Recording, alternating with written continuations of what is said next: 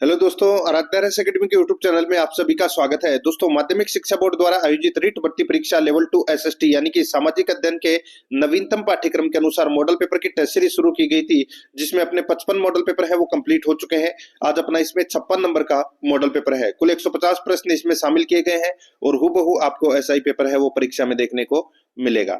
दोस्तों, अगर आपने पिछले 55 मॉडल पेपरों का अगर टेस्ट नहीं दिया है तो आप प्ले लिस्ट में जाइए, वहां पे आपको फोल्डर मिल जाएगा REET level 2 SST model paper के नाम से, वहां फोल्डर मिल जाएगा और उसका जो लिंक है वो आपको डिस्क्रिप्शन में भी मिल जाएगा। तो आप वहां जाकर पिछले मॉडल पेपरों का टेस्ट है वो अवश्य दें।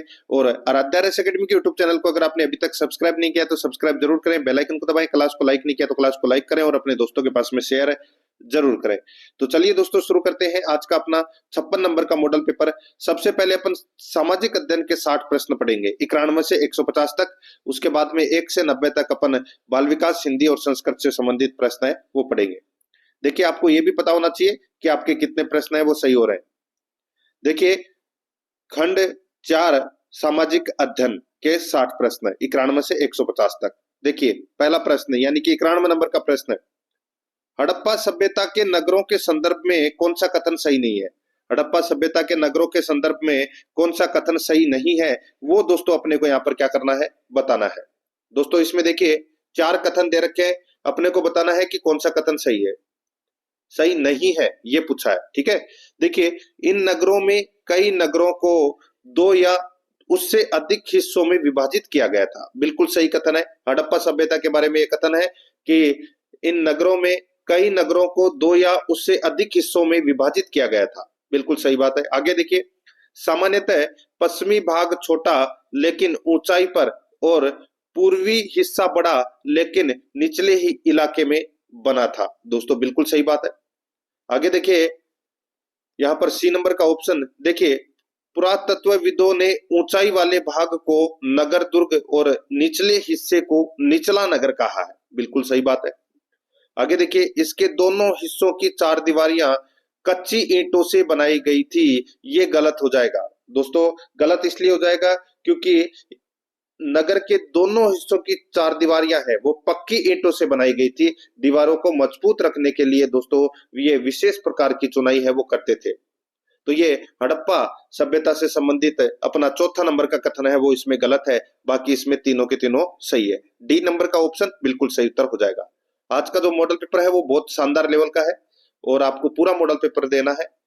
ठीक है, देखिए 92 नंबर का प्रश्न है, ऋग्वेद के संदर्भ में निम्नलिखित कथनों पर विचार कीजिए। ऋग्वेद के संदर्भ में निम्नलिखित कथनों पर विचार करना है। देखिए, यहाँ पे ऋग्वेद की भाषा प्राक संस्कृत या वैदिक संस्कृत कहलाती थी, बिल्कुल सही बात है। वैदिक, यहाँ पर देखिए ऋग्वेद का उच्चारण तथा श्रवण किया जाता था, न कि इन्हें पढ़ा जाता था, बिल्कुल सही बात है। ऋग्वेद के सभी सूक्तों की रचना पुरुषों द्वारा की गई थी, ये गलत हो जाएगा। दोस्तों, ऋग्वेद के अंदर जो सभी सूक्तों की रचना है वो पुरुषों द्वारा नहीं की गई थी। वैदिक प्रार्थनाओं की जो रचना है वो दोस्तों ऋषियों द्वारा की गई थी। तो यहां पर अपना इसमें राइट आंसर क्या हो जाएगा, देखिए 1 और 2 कथन इसमें सत्य है, 3 नंबर का इसमें गलत है। अपने को बताना है कि कौन सा कथन सही है। तो इसमें 2 ही कथन सही है, एक तो पहला और एक दूसरा। तो यहां पर इसमें बी नंबर का ऑप्शन बिल्कुल सही उत्तर हो जाएगा, केवल 1 और 2। 93 नंबर का प्रश्न इसमें देखिए, निम्नलिखित में से कौन सा नगर मगध की राजधानी कभी नहीं रही। बताइए, कौन सी राजधानी मगध की राजधानी नहीं रही है, वो अपने को यहाँ पर बताना है। 3 ऑप्शन में दे रखे हैं, राजगृह, पाटलिपुत्र और श्रावस्ती। नीचे दिए गए कूट का प्रयोग करते हुए अपने को सही उत्तर का चयन करना है। दोस्तों, यहाँ पर मैं आपको बताऊं, देखिए राजगृह और पाटलिपुत्र ये दोनों मगध की राजधानी रही है, लेकिन श्रावस्ती नहीं रही है। ठीक है, ये आपको इसमें विशेष तौर पर याद रखना है। श्रावस्ती है ये कौशल महाजनपद की राजधानी थी। ठीक है, तो यहाँ पर इसमें 1 और 2 कथन है क्या है, सत्य है, ये दोनों मगध की राजधानी रही है। तो यहाँ पर बी नंबर का जो ऑप्शन है वो इसका बिल्कुल सही उत्तर हो जाएगा। 94 नंबर का प्रश्न है, इसमें देखिए, बुद्ध द्वारा पहली बार उपदेश देने की महत्वपूर्ण घटना की स्मृति में कहां एक स्तूप का निर्माण किया गया था। बुद्ध द्वारा पहली बार उपदेश देने की महत्वपूर्ण घटना की स्मृति में कहां एक स्तूप का निर्माण किया गया था।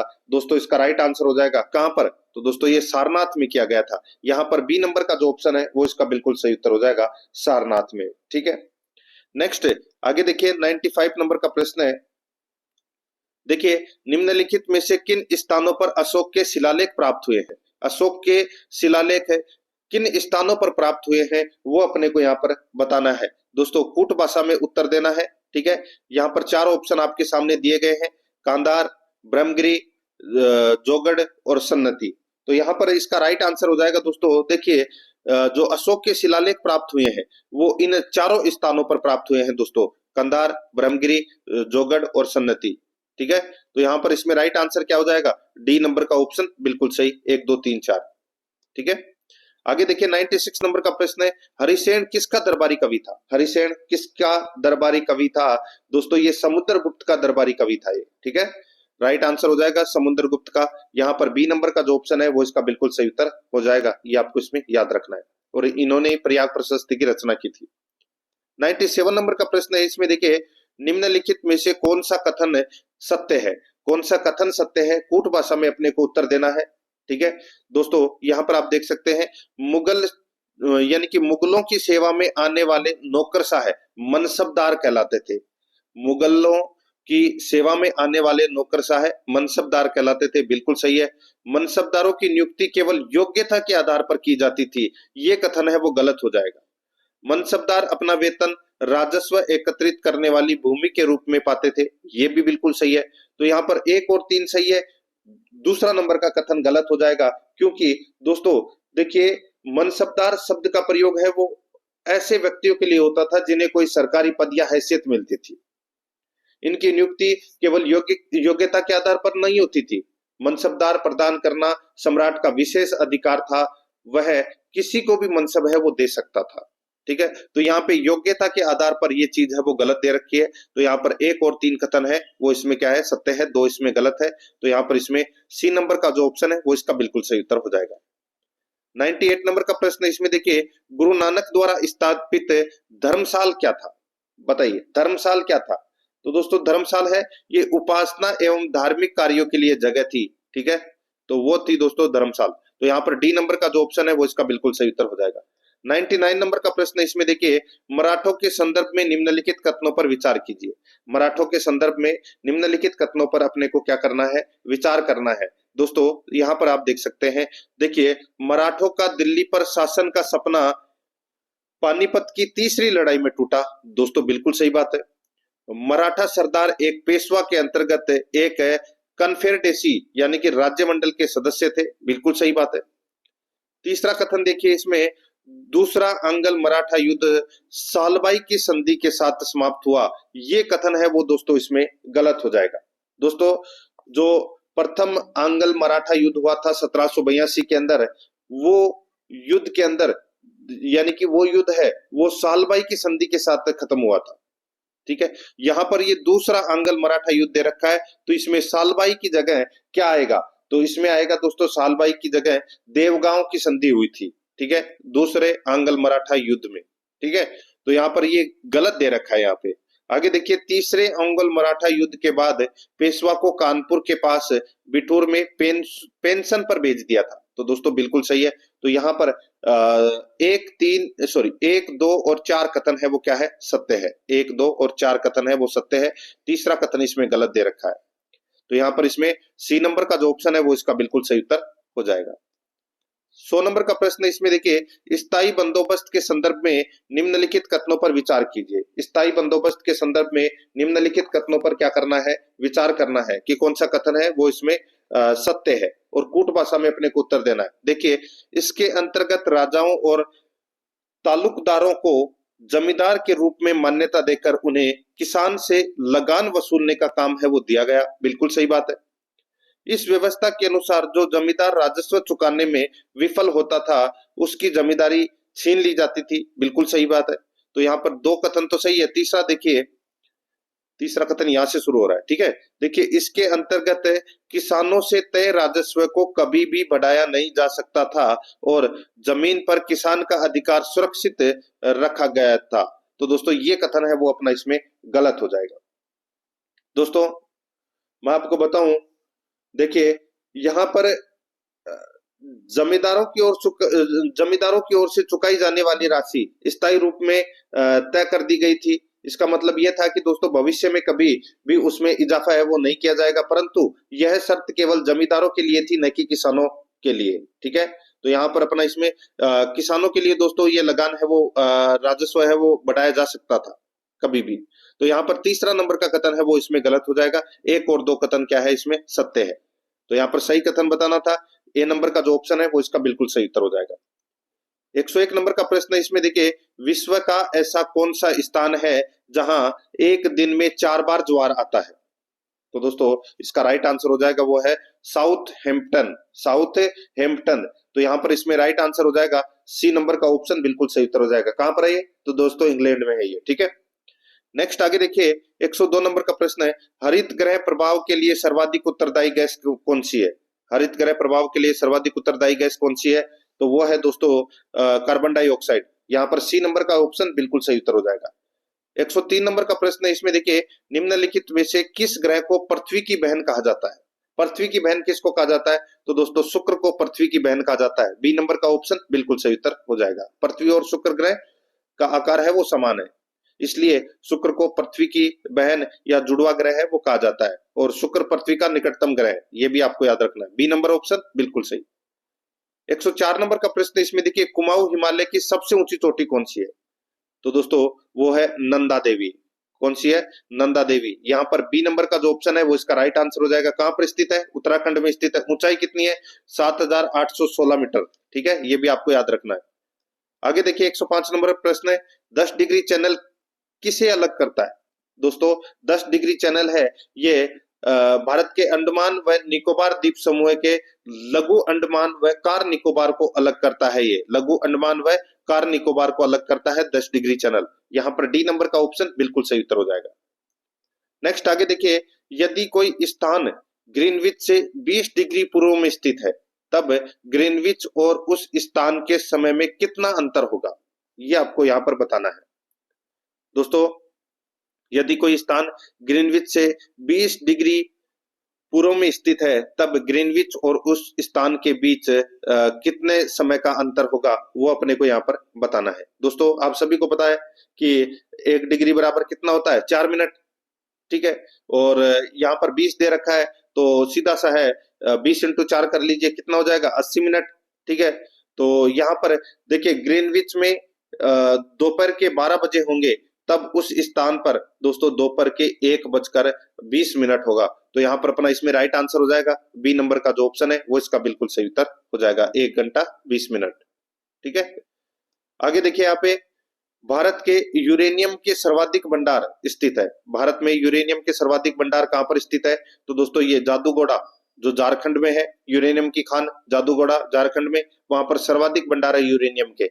यहाँ पर ए नंबर का ऑप्शन बिल्कुल सही उत्तर हो जाएगा। 108 नंबर का प्रश्न इसमें देखिए, विश्व के अधिकांश सक्रिय ज्वालामुखी किस क्षेत्र में पाए जाते हैं? विश्व के अधिकांश सक्रिय ज्वालामुखी कौन से क्षेत्र में पाए जाते हैं? इसका राइट आंसर हो जाएगा वो है दोस्तों परिप्रशांत पेटी में। यहाँ पर सी नंबर का जो ऑप्शन है वो इसका बिल्कुल सही उत्तर हो जाएगा, परिप्रशांत पेटी में। या आगे देखिए 109 नंबर का प्रश्न है, काजू की खेती के लिए निम्नलिखित में से कौन सी मृदा सर्वाधिक उपयुक्त है? काजू की खेती के लिए निम्नलिखित में से कौन सी मृदा सर्वाधिक उपयुक्त है? इसका राइट आंसर हो जाएगा वो है लेटेराइट मृदा। यहाँ पर डी नंबर का जो ऑप्शन है वो इसका बिल्कुल सही उत्तर हो जाएगा, लेटेराइट मृदा। 110 नंबर का प्रश्न इसमें देखिए, राष्ट्रीय डेयरी अनुसंधान संस्थान कहाँ स्थित है? राष्ट्रीय डेयरी अनुसंधान संस्थान कहाँ स्थित है? तो दोस्तों ये स्थित है करनाल में। कहां पर है? करनाल में स्थित है दोस्तों ये। यहाँ पर डी नंबर का ऑप्शन बिल्कुल सही, करनाल हरियाणा में।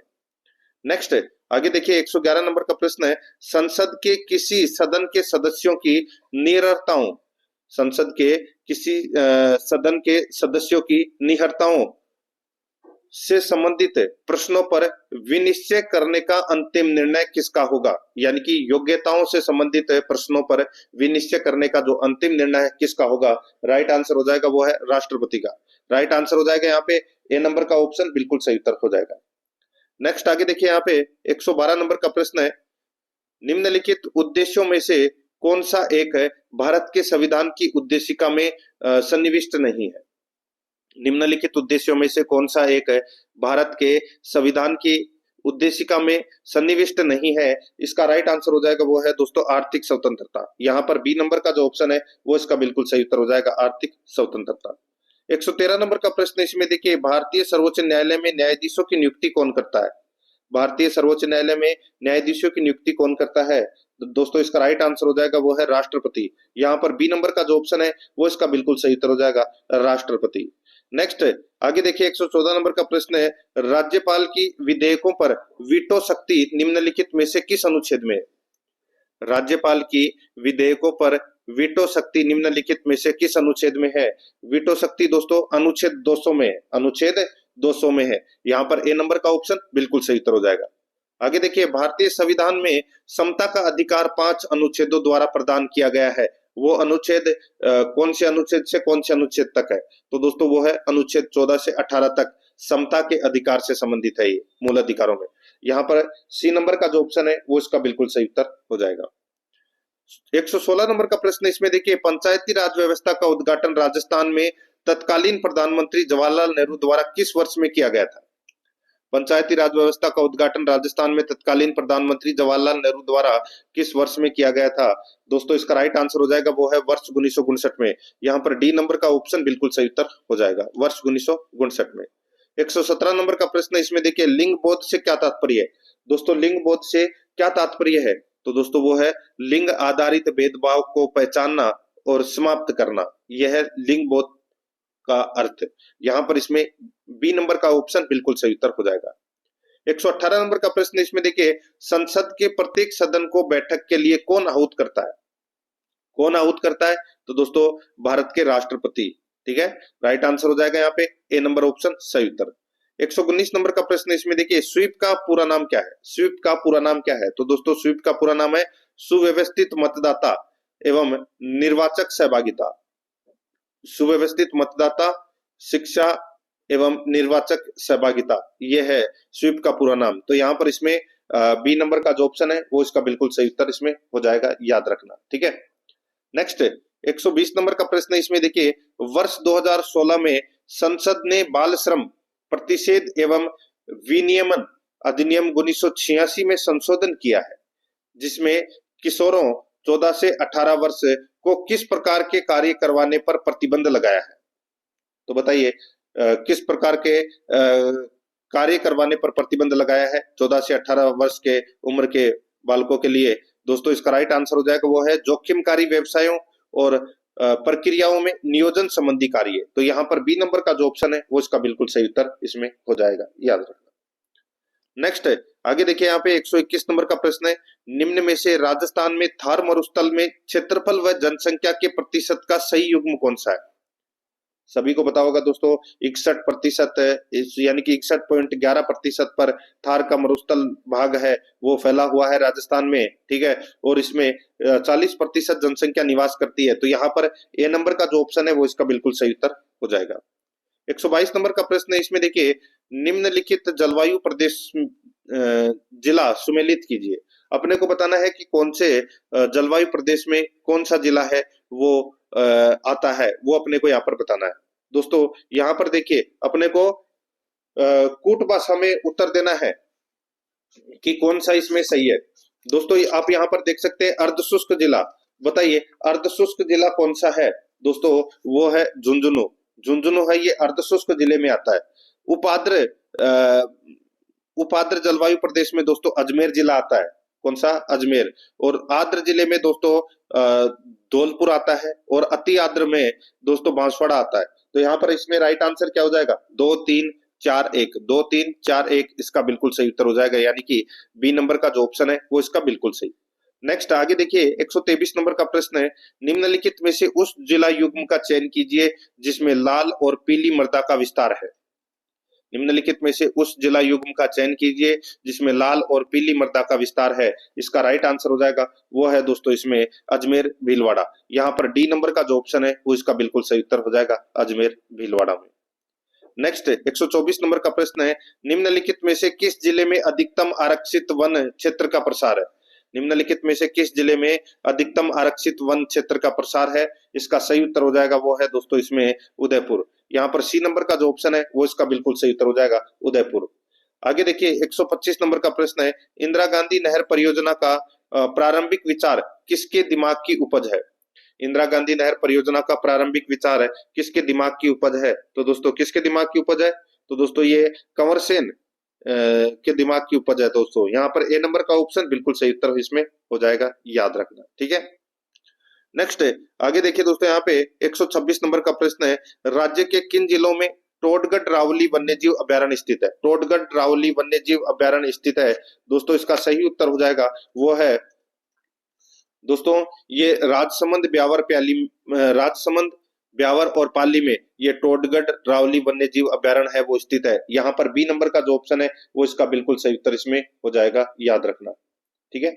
नेक्स्ट आगे देखिए 127 नंबर का प्रश्न है, निम्न में से कौन सा कथन राजस्थान में लिंगानुपात के बारे में सही है? बताइए कौन सा कथन राजस्थान में लिंगानुपात के बारे में सही है, वो अपने को यहाँ पर बताना है। देखिए राजस्थान का ग्रामीण लिंगानुपात 928 है, तो दोस्तों गलत हो जाएगा। राजस्थान का ग्रामीण लिंगानुपात है वो है दोस्तों 933, ठीक है। सर्वाधिक शहरी लिंगानुपात वाला जिला भरतपुर है, तो ये भी गलत हो जाएगा दोस्तों। सर्वाधिक शहरी लिंगानुपात वाला जिला टोंक है, ठीक है, ये आपको इसमें याद रखना है, टोंक। और राजस्थान का शिशु लिंगानुपात 888 है, तो दोस्तों बिल्कुल सही बात है। न्यूनतम ग्रामीण लिंगानुपात वाला जिला बैरोड है, सॉरी बैरोड नहीं, बाड़मेर, ठीक है। न्यूनतम ग्रामीण लिंगानुपात वाला जिला बाड़मेर है, बिल्कुल सही बात है दोस्तों। तो यहाँ पर अपना इसमें एक मिनट यहाँ पर देखिए, न्यूनतम ग्रामीण लिंगानुपात वाला जिला बाड़मेर, ये कथन है वो दोस्तों गलत हो जाएगा। यहाँ पर पूछा है न्यूनतम ग्रामीण लिंगानुपात वाला जिला, तो वो है दोस्तों धौलपुर। कौन सा है? धौलपुर है, ठीक है। बाड़मेर इसमें है वो दोस्तों गलत दे रखा है। और न्यूनतम शहरी लिंगानुपात वाला जिला जैसलमेर है, ये भी आपको इसमें याद रखना है, ठीक है। तो यहाँ पर इस प्रश्न का जो राइट आंसर हो जाएगा, इसमें सिर्फ एक ही कथन सही है और वो है सी नंबर का। तो यहाँ पर इसमें सी नंबर ऑप्शन बिल्कुल सही उत्तर हो जाएगा। आगे देखिए 128 नंबर का प्रश्न है, कालीबंगा सभ्यता के संदर्भ में निम्नलिखित कथनों पर विचार कीजिए। दोस्तों यहाँ पर अपने को बताना है कि कौन सा कथन है वो सही है कालीबंगा सभ्यता से संबंधित। और कूट भाषा में अपने को क्या करना है, उत्तर देना है दोस्तों। यहाँ पर देखिए, यहाँ के निवासी घरों की छत बनाने के लिए कवेलू का प्रयोग सर्वाधिक करते थे। कवेलू का प्रयोग सर्वाधिक करते थे, ये कथन है वो दोस्तों इसमें क्या हो जाएगा, गलत हो जाएगा। मैं आपको बताऊं दोस्तों, देखिए यहाँ के मकानों की जो छत है वो कच्ची ईंटों से बनी होती थी, जिनको लकड़ी की बल्लियों से बनाया जाता था। और मकानों की छत बनाने के लिए कवेलू का प्रयोग है वो नहीं मिलता था। तो यहाँ पर ये कथन है वो गलत हो जाएगा। आगे देखिए, यह स्थल हनुमानगढ़ जिला मुख्यालय के दक्षिण पश्चिम दिशा में स्थित है। तो दोस्तों ये कथन है वो क्या है, इसमें सत्य है, ठीक है। ये दूसरा नंबर का कथन है वो इसमें सही है। तीसरा देखिए, इसमें कालीबंगा में उत्खनन कार्य राजस्थान पुरातत्व एवं संग्रहालय विभाग जयपुर के द्वारा किया गया था, ये कथन है वो दोस्तों इसमें गलत हो जाएगा। दोस्तों मैं आपको बताऊं, जो कालीबंगा सभ्यता का जो उत्खनन है वो दोस्तों देखिए इसकी खोज तो की गई थी अमलानंद घोष के द्वारा, और उत्खनन कार्य है वो दोस्तों बीबी लाल और बीके थापर और एमडी खर्रे के द्वारा करवाया गया था, ठीक है। और दोस्तों कालीबंगा का जो उत्खनन कार्य है ये भारतीय पुरातत्व सर्वेक्षण विभाग नई दिल्ली के द्वारा करवाया गया था। यहाँ पर दोस्तों जयपुर दे रखा है, जो कि इसमें गलत हो जाएगा। और राजस्थान नहीं, भारत पुरातत्व सर्वेक्षण विभाग नई दिल्ली के द्वारा किया गया था। तो ये अपना तीसरा नंबर का गलत हो जाएगा। इसमें सिर्फ एक ही कथन सत्य है और वो है दूसरा नंबर का कथन कालीबंगा से संबंधित। तो यहाँ पर बी नंबर का ऑप्शन बिल्कुल सही उत्तर इसमें हो जाएगा। देखिए आपको बहुत सारी चीजें हैं वो इस मॉडल पेपर में आपको सीखने को मिलेगी, इसलिए शांति से आपको ये मॉडल पेपर है वो पूरा देखना है। बहुत ही शानदार लेवल का मॉडल पेपर है ये। 129 नंबर का प्रश्न इसमें देखिए, महाराज कोश तथा वाणी नामक प्रसिद्ध ग्रंथ की रचना किस शासक के शासनकाल में हुई थी? महाराज कोश तथा वाणी नामक प्रसिद्ध ग्रंथ की रचना किस शासक के शासनकाल में हुई थी? इसका राइट आंसर हो जाएगा वो है दोस्तों आमेर के मान सिंह के समय। तो यहाँ पर इसमें ए नंबर का जो ऑप्शन है वो इसका बिल्कुल सही उत्तर हो जाएगा, आमेर के मान सिंह के समय। आगे देखिए 1857 की क्रांति के समय राजस्थान का प्रशासन उत्तर पश्चिमी प्रांत के किस गवर्नर के नियंत्रण में था? 1857 की क्रांति के समय राजस्थान का प्रशासन उत्तर पश्चिमी प्रांत के किस गवर्नर के नियंत्रण में था? इसका राइट आंसर हो जाएगा वो है गवर्नर कोलविन। याद रखना, गवर्नर कोलविन। यहाँ पर ए नंबर का जो ऑप्शन है वो इसका बिल्कुल सही उत्तर इसमें हो जाएगा। लेफ्टिनेंट गवर्नर कोलविन के नियंत्रण में था और इसका मुख्यालय है वो दोस्तों आगरा था। ये भी आपको इसमें याद रखना है। आगे देखिए यहाँ पे 131 नंबर का प्रश्न है, बेंगू किसान आंदोलन के संदर्भ में कौन सा कथन सत्य नहीं है? बेंगू किसान आंदोलन के संबंध में कौन सा कथन है वो सत्य नहीं है, वो अपने को यहाँ पर बताना है। दोस्तों यहाँ पर देखिए, इसमें आंदोलन के दौरान यानी कि बेंगू किसान आंदोलन के दौरान किसानों की शिकायतों की जांच के लिए वर्ष 1923 में मेवाड़ सरकार ने ट्रेंच आयोग का गठन किया था। बिल्कुल सही बात है। आगे देखिए, रूपाजी और कृपाजी धाकड़ का संबंध इसी आंदोलन से था। बिल्कुल सही बात है दोस्तों, दोनों के दोनों कथन सही है। तीसरा देखिए, इस आंदोलन का नेतृत्व करने के लिए विजय सिंह पथिक को आमंत्रित किया गया था। दोस्तों ये भी बिल्कुल सही है। इस आंदोलन को रामनारायण चौधरी के नेतृत्व में वर्ष 1923 में शुरू किया गया था। तो दोस्तों ये कथन है वो अपना क्या हो जाएगा? गलत हो जाएगा। दोस्तों मैं आपको बताऊं, जो ये बेंगू किसान आंदोलन है ये रामनारायण चौधरी के नेतृत्व में तो शुरू किया गया था, लेकिन 1923 नहीं 1921 में शुरू किया गया था। ये आपको इसमें याद रखना है, 1921 में शुरू किया गया था। तो यहाँ पे गलत कथन कौन सा हुआ? डी नंबर का ऑप्शन इसका राइट आंसर हो जाएगा, क्योंकि ये गलत कथन है। 1923 की जगह 1921 आना चाहिए था। आगे देखिए 132 नंबर का प्रश्न है, निम्नलिखित को सुमेलित कीजिए व नीचे दिए गए कूट में से सही उत्तर को अपने को क्या करना है? चुनना है। एक तरफ प्रजामंडल है, दूसरी तरफ स्थापना वर्ष है। दोस्तों यहाँ पर देखिए, जयपुर प्रजामंडल की जो स्थापना है वो कब हुई थी? दोस्तों एक स्थापना तो 1931 में हुई थी, ठीक है, और दोस्तों दूसरी 1936 में। तो यहाँ पर ऑप्शन में आप देखिए 1931 जयपुर प्रजामंडल की स्थापना हुई थी 1931 में। करौली प्रजामंडल की जो स्थापना है वो दोस्तों त्रिलोकचंद माथुर के द्वारा की गई थी 1938 में, ठीक है, तो ये इसमें 1938 आ जाएगा। धौलपुर प्रजामंडल की जो स्थापना है वो दोस्तों इसमें कई लोग शामिल थे, कृष्णदत्त पालीवाल भी थे, ज्वाला प्रसाद भी थे, जोरीलाल भी थे, मूलचंद भी थे। तो यहाँ पर 1936 में धौलपुर प्रजामंडल की स्थापना की गई थी, ठीक है। और जैसलमेर प्रजामंडल के बारे में तो आपने सुना ही होगा, 1945 में मीठालाल व्यास के द्वारा जैसलमेर प्रजामंडल की स्थापना की गई थी जोधपुर में, ठीक है। तो यहाँ पर अपना इसमें राइट आंसर क्या हो जाएगा? वो है 4312, 4312 इसका बिल्कुल सही उत्तर इसमें हो जाएगा, यानी कि डी नंबर का जो ऑप्शन है वो इसका बिल्कुल सही। 133 नंबर का प्रश्न है, इसमें देखिए, जोधपुर के महाराजा हनुमंत सिंह ने रियासती विभाग आदेशानुसार अधिमिलन पत्र पर हस्ताक्षर कब किए थे? दोस्तों आप सभी को पता है कि जोधपुर के महाराजा हनुमंत सिंह है वो राजस्थान में शामिल नहीं होना चाहते थे, ठीक है। तो काफी कोशिशों के बाद में जोधपुर को राजस्थान में है वो मिलाया गया था, और ये हस्ताक्षर कब किए थे? तो दोस्तों इसका राइट आंसर हो जाएगा वो है 9 अगस्त 1947 को, 9 अगस्त 1947 को। तो यहाँ पर इसमें राइट आंसर क्या हो जाएगा? सी नंबर का जो ऑप्शन है वो इसका बिल्कुल सही उत्तर इसमें हो जाएगा, ये आपको इसमें याद रखना है। आगे देखिए 134 नंबर का प्रश्न है, what are the Indian states पुस्तक के लेखक कौन है? तो दोस्तों इस पुस्तक के लेखक हैं विजय सिंह पथिक। तो यहाँ पर अपना इसमें बी नंबर ऑप्शन बिल्कुल सही। 135 नंबर का प्रश्न है, इसमें देखिए, निम्नलिखित को सुमेलित कीजिए।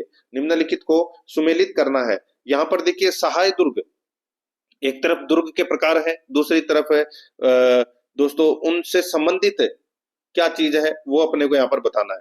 देखिए सहाय दुर्ग में क्या है? तो दोस्तों जिस दुर्ग में सूर एवं सदा अनुकूल रहने वाले बांधव लोग रहते थे, ठीक है। तो यहाँ पर पहले का हो जाएगा दोस्तों पहला। ओदक दुर्ग दोस्तों जल दुर्ग को भी कहते हैं, जिसके चारों ओर बहुत दूर तक दोस्तों जल ही जल हो, यानी कि जो जल से घिरा हुआ हो। तो यानी कि जो दुर्ग जो चारों ओर से जल से घिरा हो, ठीक है। और धानवंत दुर्ग किसको बोलते हैं? जिसके चारों तरफ रेतीले मरुस्थल हो। तो यहाँ पे दोस्तों चारों ओर रेतीला मरुस्थल हो, ये धानवंत दुर्ग हो जाएगा। और पारिद दुर्ग है, ये विशाल परकोटे से घिरा दुर्ग है, ठीक है। यानी कि चारों ओर ईंट पत्थर और मिट्टी से बनी बड़ी बड़ी दीवारें और परकोटे हों, वो पारिद दुर्ग की श्रेणी में आता है, ठीक है। और एक होता है दोस्तों पारीख, पारीख दुर्ग। पारीख दुर्ग होता है जिसके चारों ओर यानी कि वह दुर्ग जिसके चारों ओर बड़ी बड़ी खाई हो, वो होता है पारीख दुर्ग, ठीक है। तो यहाँ पर अपना इसमें ये पारिद है जिसके चारों ओर विशाल परकोटे का निर्माण है वो किया गया था। तो यहाँ पर अपना इसमें राइट आंसर क्या हो जाएगा, 1432, 1432 इसका बिल्कुल सही उत्तर इसमें हो जाएगा, यानी कि बी नंबर का जो ऑप्शन है वो इसका बिल्कुल सही। आगे देखिए, निम्न में से कोटा में दशहरे मेले की शुरुआत किस शासक के समय की गई थी?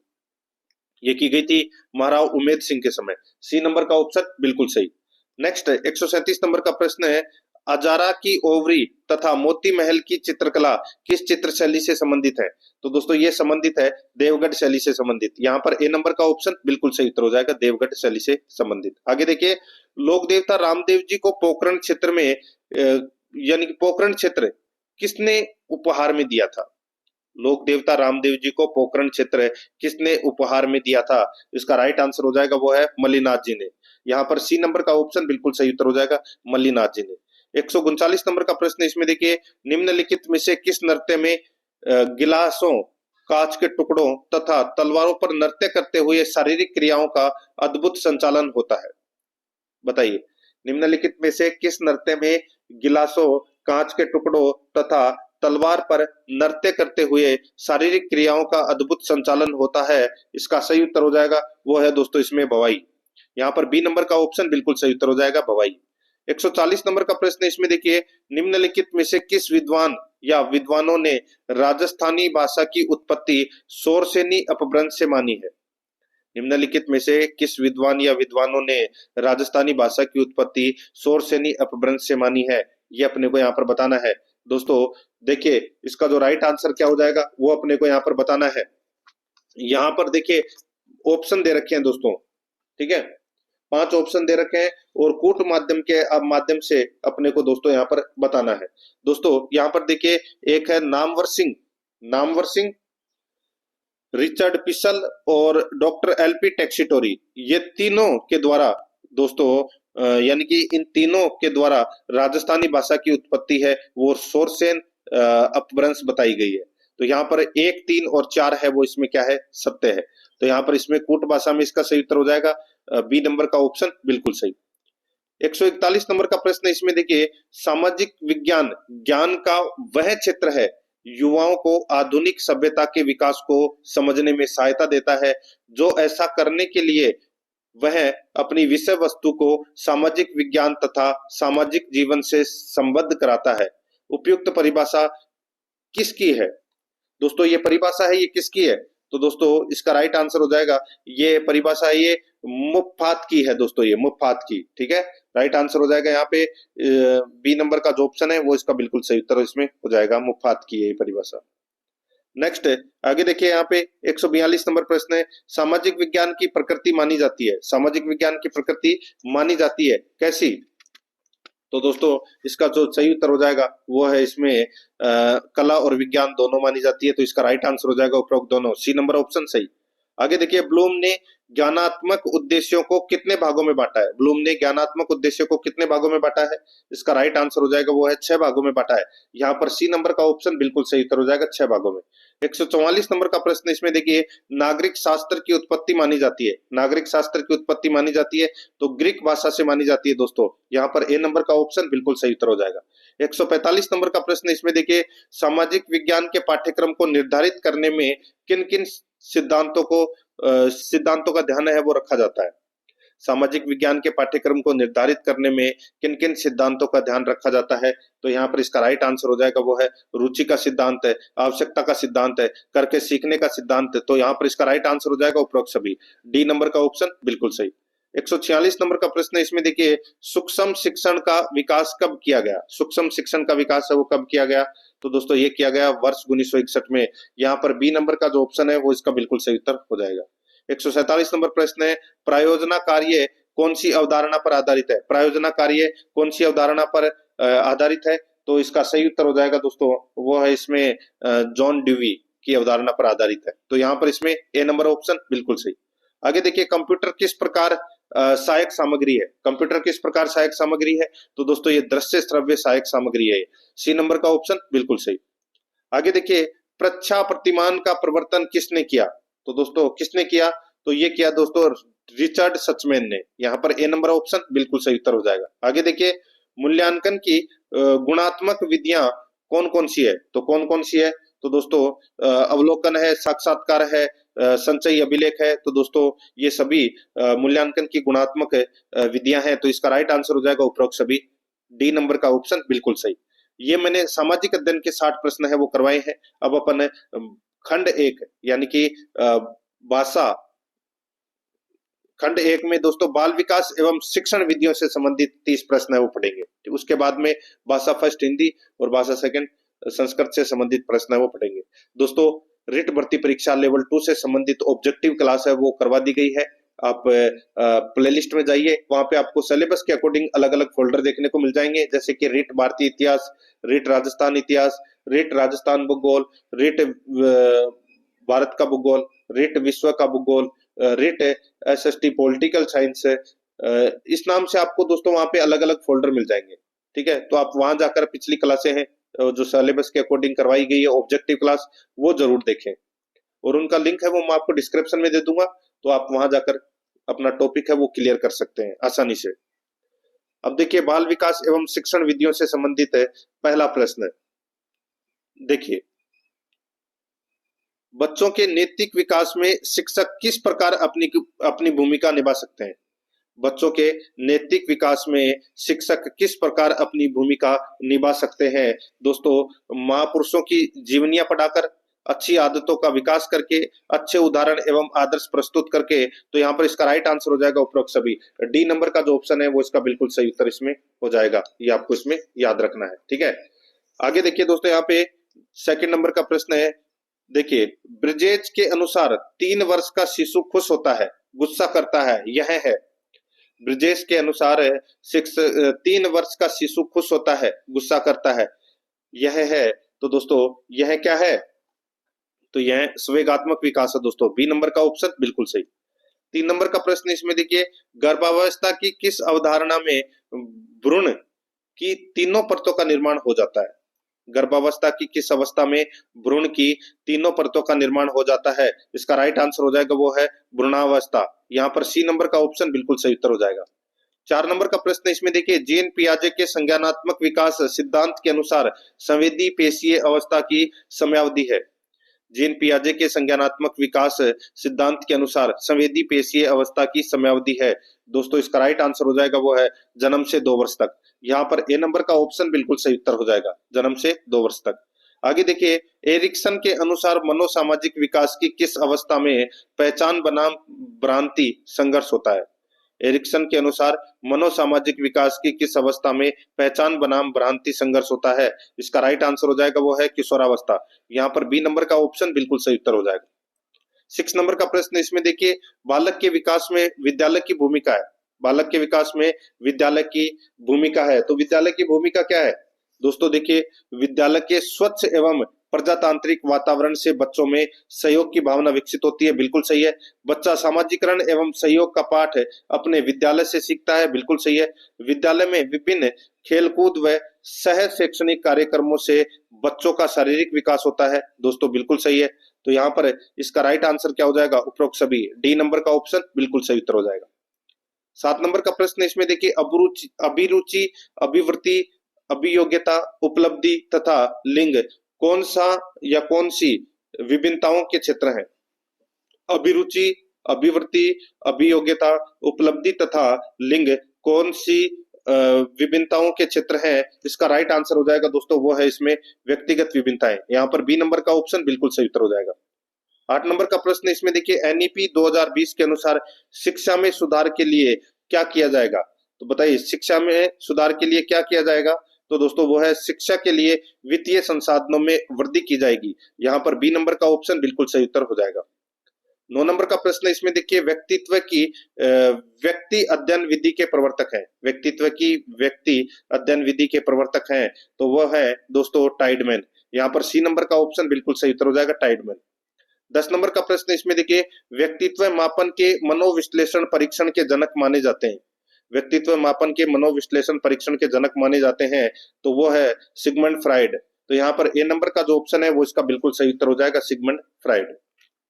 11 नंबर का प्रश्न है, इसमें देखिए दोस्तों, frames of mind the theory of multiple intelligence पुस्तक के लेखक हैं वो कौन है? तो दोस्तों इस पुस्तक के लेखक हैं वो है हार्वर्ड गार्डनर। तो यहाँ पर इसमें राइट आंसर हो जाएगा डी नंबर का ऑप्शन बिल्कुल सही उत्तर हो जाएगा, और इन्होंने ही दोस्तों बहुबुद्धि सिद्धांत है वो दिया था।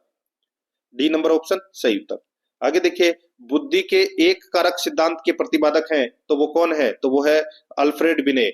यहाँ पर है सी नंबर ऑप्शन बिल्कुल सही उत्तर हो जाएगा। आगे देखिए, टर्मन के अनुसार प्रतिभाशाली बालकों की बुद्धि लब्धि है, तो वो है दोस्तों प्रतिभाशाली बालकों की बुद्धि लब्धि है तो वो है दोस्तों 140 से अधिक। यहाँ पर बी नंबर का ऑप्शन बिल्कुल सही उत्तर हो जाएगा। 14 नंबर का प्रश्न है, इसमें देखिए, किसी बच्चे में सृजनशीलता विकसित करने के लिए अध्यापक को नहीं करना चाहिए। किसी बच्चे में सृजनशीलता विकसित करने के लिए अध्यापक को नहीं करना चाहिए। अध्यापक को दोस्तों बच्चे की प्रतिक्रियाओं को प्रतिबंधित करना चाहिए, ठीक है, नहीं करना चाहिए।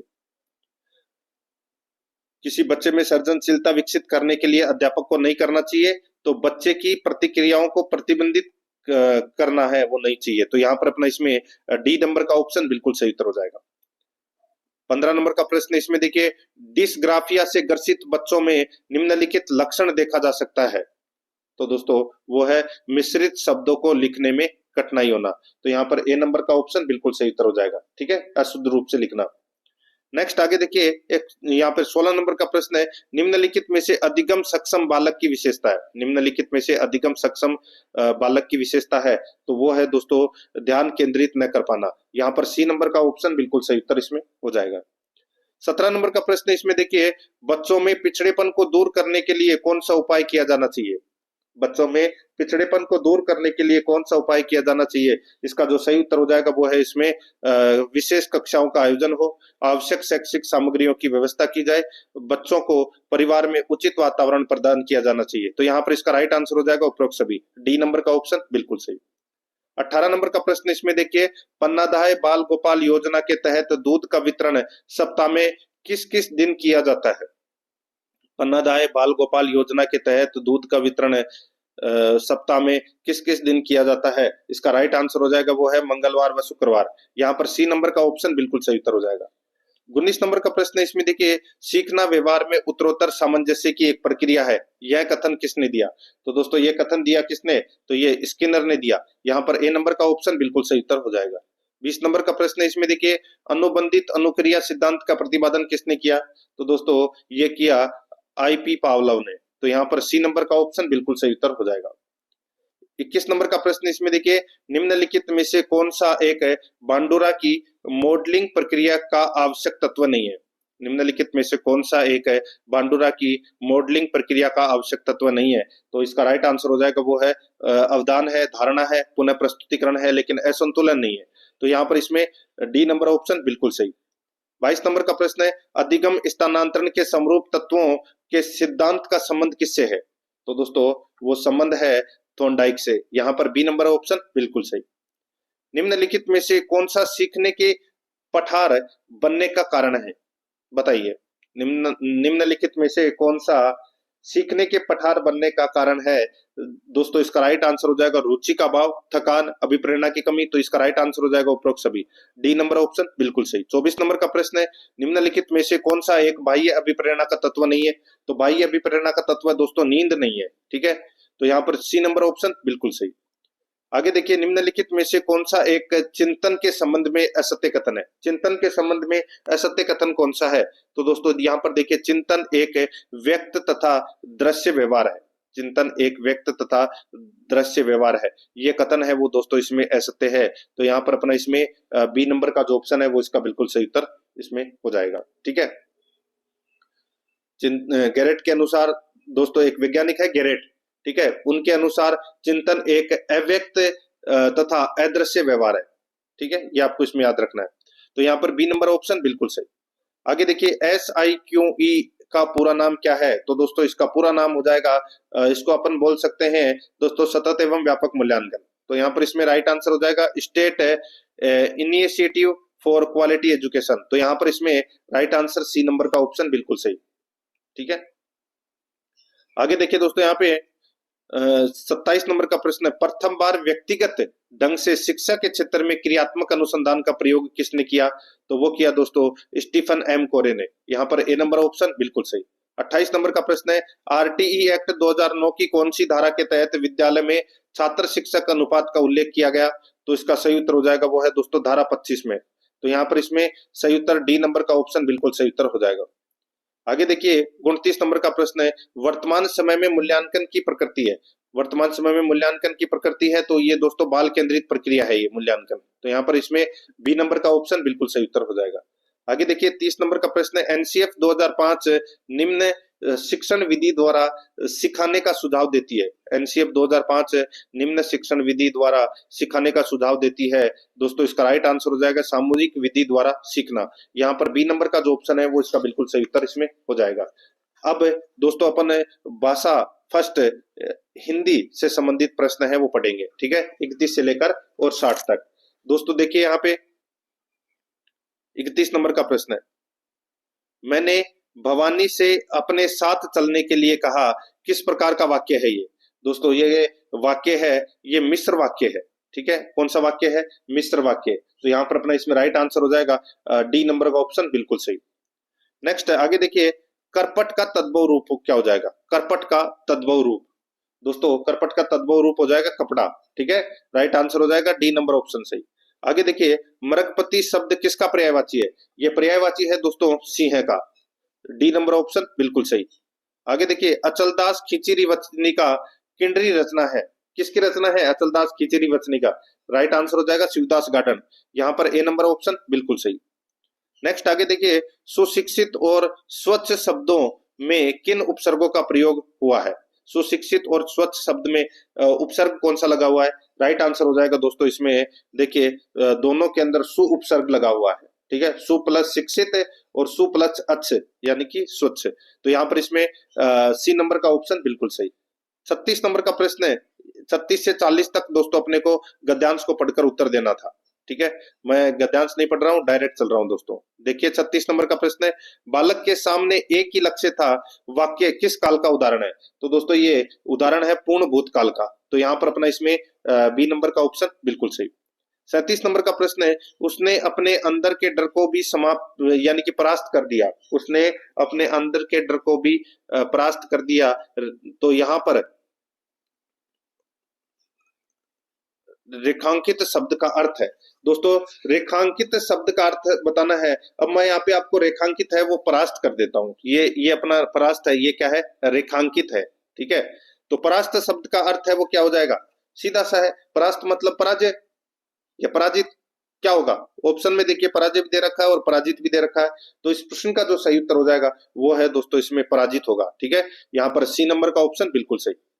आगे देखिए, वह तुम तो बहुत बहादुर हो, वाक्य में विशेषण शब्द है, बताइए इसमें विशेषण शब्द कौन सा है? तो इसमें बहादुर है वो क्या है? विशेषण शब्द है। नेक्स्ट आगे देखिए, बालक की इस कोशिश ने लाखों यात्रियों की जान बचा दी, रेखांकित शब्द को स्त्रीलिंग में बदलने के लिए कौन सा शब्द बनेगा? बदलने पर कौन सा शब्द बनेगा? बालक का स्त्रीलिंग क्या हो जाएगा दोस्तों? राइट आंसर हो जाएगा बालिका। यहाँ पर बी नंबर ऑप्शन बिल्कुल सही। 40 नंबर का प्रश्न है, बालक ने घड़ी देखी, वाक्य में घड़ी शब्द किस संज्ञा का उदाहरण है? तो दोस्तों राइट आंसर हो जाएगा वो है, ये जातिवाचक संज्ञा है दोस्तों घड़ी। तो यहाँ पर इसमें बी नंबर का ऑप्शन बिल्कुल सही उत्तर हो जाएगा। नेक्स्ट आगे देखिए, यहाँ पे 41 से 45 तक प्रश्न का उत्तर देना था। ठीक है, गद्यांश को पढ़कर, मैं नहीं पढ़ रहा हूँ, डायरेक्ट चल रहा हूँ। यहाँ पर देखिए 41 नंबर प्रश्न है, नीतियां शब्द का एक वचन रूप होगा। तो दोस्तों इसका सही उत्तर हो जाएगा वो है नीति, ए नंबर ऑप्शन बिल्कुल सही। 42 नंबर का प्रश्न है, निम्नलिखित में से कौन सा शब्द शुद्ध है? शुद्ध शब्द कौन सा है? तो वो है विडंबना, ये शुद्ध शब्द है। यहाँ पर डी नंबर ऑप्शन बिल्कुल सही। आगे देखिए, निर्धन राष्ट्र के प्रतिभागी भी खेलकूद के क्षेत्र में हमसे आगे निकल गए हैं, प्रस्तुत वाक्य के किस पद में त्रुटि है? निर्धन राष्ट्र के प्रतिभागी भी खेलकूद के क्षेत्र में हमसे आगे निकल गए हैं। प्रस्तुत वाक्य वाक्य के किस पद में त्रुटि है? इसका राइट आंसर हो जाएगा वो है राष्ट्र। यहाँ पर सी नंबर का ऑप्शन बिल्कुल सही उत्तर हो जाएगा राष्ट्र। 44 नंबर का प्रश्न है, निम्नलिखित में से अल्प विराम चिन्ह कौन सा है? अल्प विराम चिन्ह कौन सा है? तो दोस्तों ये देखिए सी नंबर वाला जो ऑप्शन है ये अपना अल्प विराम चिन्ह है। ठीक है, आगे देखिए, निम्नलिखित में से टीका पद का अनेकार्थक शब्द नहीं है। टीका पद का अनेकार्थक शब्द नहीं है तो वो नहीं है दोस्तों। टिप्पणी है, आलोचना है, अभिषेक है, लेकिन उपाय नहीं है। तो यहाँ पर इसका राइट आंसर हो जाएगा उपाय। ठीक है, नेक्स्ट आगे देखिए, शिक्षण प्रक्रिया में शिक्षा को त्रिस्तरीय प्रक्रिया मानने वाले शिक्षाविद है। शिक्षण प्रक्रिया में शिक्षा को त्रिस्तरीय प्रक्रिया मानने वाले शिक्षाविद हैं। इसका राइट आंसर हो जाएगा वो है दोस्तों जॉन डीवी। यहाँ पर बी नंबर का ऑप्शन बिल्कुल सही उत्तर हो जाएगा जॉन डीवी। 47 नंबर का प्रश्न, इसमें देखिए शिक्षण प्रक्रिया की विशेषता नहीं है।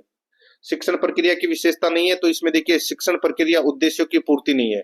ठीक है, ये इसकी विशेषता नहीं है। सी नंबर ऑप्शन बिल्कुल सही। 48 नंबर प्रश्न, इसमें देखिए ब्लूम टेक्सोनोमी किसे कहा जाता है? ब्लूम टेक्सोनोमी किसे कहा जाता है? तो दोस्तों ये कहा जाता है ब्लूम के शैक्षिक उद्देश्यों के वर्गीकरण को। तो यहाँ पर डी नंबर ऑप्शन बिल्कुल सही उत्तर हो जाएगा। आगे देखिए, सर्वप्रथम सूक्ष्म शिक्षण का विकास किसने किया? तो ये किया दोस्तों ब्रूस ने, एलन ने, एचिसन ने। तो इसका राइट आंसर हो जाएगा उपरोक्त सभी ने। डी नंबर ऑप्शन बिल्कुल सही। आगे देखिए 50 नंबर का प्रश्न है, स्टैनफोर्ड यूनिवर्सिटी ने सूक्ष्म शिक्षण के लिए कुल कितने मिनट का समय निर्धारित किया है? तो इसका सही उत्तर हो जाएगा दोस्तों कितने मिनट का? तो वो 45 मिनट का है। ठीक है, राइट आंसर इसमें सी नंबर ऑप्शन बिल्कुल सही। नेक्स्ट आगे देखिए 51 नंबर प्रश्न है, निम्न में से कौन सा शिक्षण का सिद्धांत नहीं है? शिक्षण का सिद्धांत कौन सा नहीं है? तो वो है अनुभूत से युक्ति युक्त की ओर का। तो यहाँ पर इसमें राइट आंसर हो जाएगा ये शिक्षण का सिद्धांत नहीं है, बाकी अनुकरण का है, विभेदीकरण का है, चयन का है। ठीक है, आगे देखिए, व्याकरण अनुवाद विधि को किस नाम से जाना जाता है? तो दोस्तों इसको भंडारकर विधि, रचना अनुवाद विधि के दोनों उपयुक्त दोनों विकल्प के नाम से जाना जाता है। सी नंबर ऑप्शन सही। 53 नंबर प्रश्न है, पद्य शिक्षण की प्रमुख विधि है तो वो विधि कौन सी है? तो वो है शब्दार्थ कथन विधि। यहाँ पर बी नंबर ऑप्शन बिल्कुल सही। आगे देखिए 54 नंबर का प्रश्न है, एनसीईआरटी उपागम में कौन सा पद शामिल नहीं है? तो कौन सा पद इसमें शामिल नहीं है? तो वो है मूल्यांकन। यहाँ पर डी नंबर का ऑप्शन बिल्कुल सही उत्तर हो जाएगा मूल्यांकन। आगे देखिए, भाषा शिक्षण में कितने बिंब माने जाते हैं? भाषा शिक्षण में कितने बिंब माने जाते हैं? दोस्तों इसका जो राइट आंसर हो जाएगा वो है कितने बिंब माने जाते हैं? तो दोस्तों 4 बिंब माने जाते हैं। यहाँ पर बी नंबर ऑप्शन बिल्कुल सही, 4 बिंब।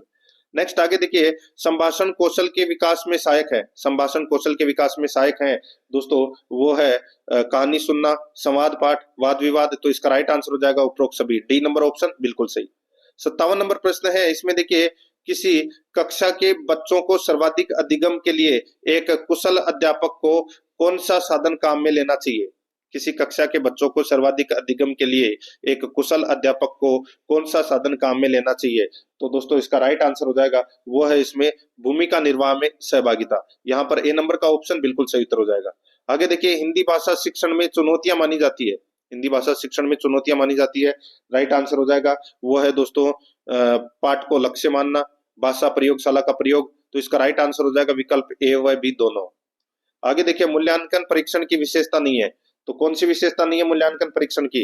देखिए विश्वसनीयता है, वैधता है, मानकता है, लेकिन अपव्यय नहीं है। डी नंबर ऑप्शन बिल्कुल सही। आगे देखिए, सह संज्ञानात्मक क्षेत्र के मूल्यांकन में कौन सी गतिविधियां हैं? तो कौन सी गतिविधियां हैं? राइट आंसर हो जाएगा दोस्तों इसमें वो है सह शैक्षिक, व्यक्तिगत एवं सामाजिक गुण, शारीरिक एवं स्वास्थ्य शिक्षा। तो इस प्रश्न का राइट आंसर हो जाएगा डी नंबर का ऑप्शन बिल्कुल सही।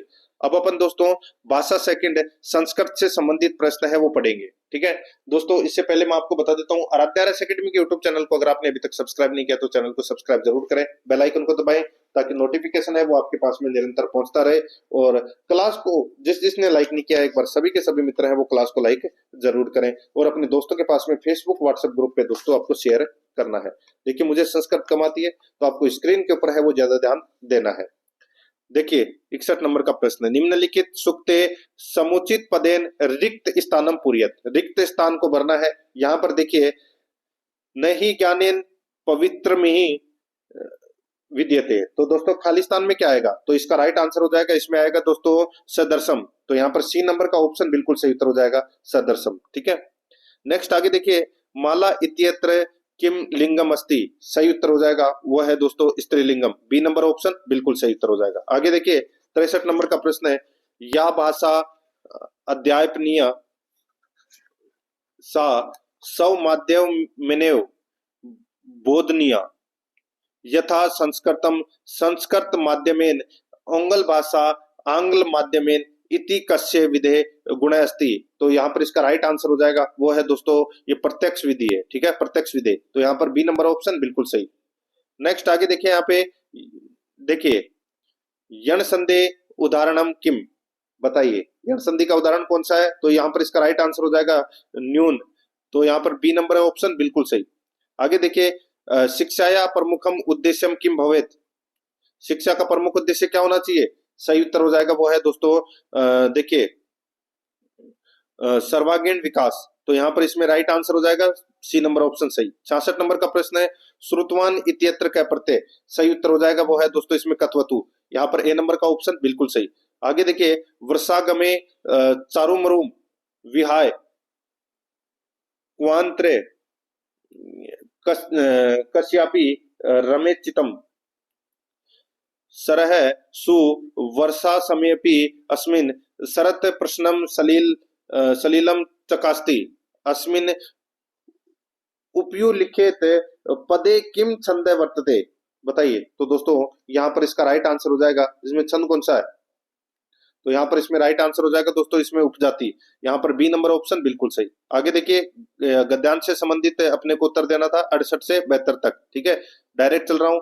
आगे देखिए निर्मितवान इत्यत्र का प्रत्यय, राइट आंसर हो जाएगा इसमें कत्वतु, सी नंबर ऑप्शन सही। आगे देखिए नदी नदाबी इत्यत्र का विभक्ति, दोस्तों इसमें विभक्ति कौन सी है, तो इसमें तृतीय बहुवचनम। ठीक है, तृतीय विभक्ति बहुवचन है, यहाँ पर बी नंबर ऑप्शन सही उत्तर। आगे देखिए अनुद्योग इत्यत्र का समास है, सही उत्तर हो जाएगा दोस्तों वो है यहाँ पर देखिए निज तत्पुरुष। ठीक है, तो यहाँ पर इसमें right answer C number option सही उत्तर। आगे देखिए यहाँ पे श्लोकोपि इतस्य संधि विच्छेद करनी है, तो राइट आंसर हो जाएगा दोस्तों इसमें वो है सकल है प्लस अपि, यहाँ पर सी नंबर ऑप्शन बिल्कुल सही। आगे देखिए उद्योग ने इत्यत्र का संधि अस्ति, राइट आंसर हो जाएगा वो है दोस्तों इसमें वृद्धि संधि, यहाँ पर बी नंबर ऑप्शन बिल्कुल सही। आगे देखिए मुझे फल अच्छा लगता है इति वाक्य से संस्कृतानुवाद कुरुत, इसका राइट आंसर हो जाएगा वो है दोस्तों मध्यम फलम रोचते, तो यहाँ पर बी नंबर ऑप्शन बिल्कुल सही। आगे देखिए सस्वर पठनम आवश्यकम अस्ति, सही उत्तर हो जाएगा वो है दोस्तों इसमें शुद्ध उच्चारणार्थम, तो यहाँ पर ए नंबर ऑप्शन बिल्कुल सही।